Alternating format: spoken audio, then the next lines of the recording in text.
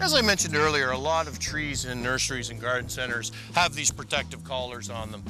What they're for basically is there's a couple of things that they're on there for.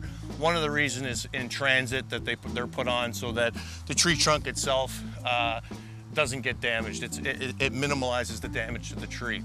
Another reason is to keep rabbits.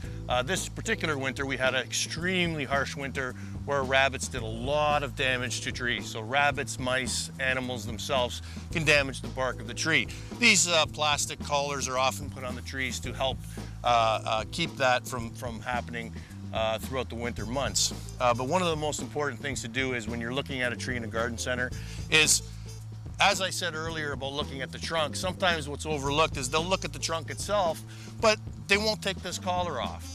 And what I do in the garden centers is when I pick a tree, I'll come by, I will take the collar off and make sure that there isn't any damage on the tree.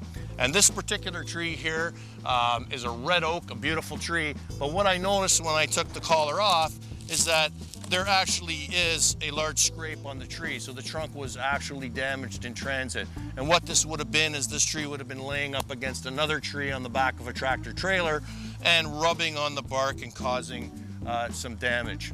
Now there are a few things that you can do to sort of fix this up, and most reputable nurseries and garden centers will do that.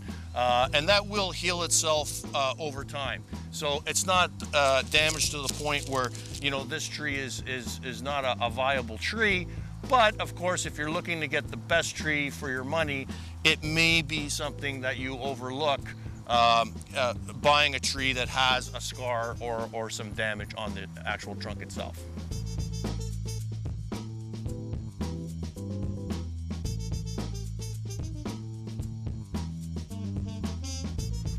For more information on consulting, horticultural needs, or landscape design, contact us at expertrees.ca.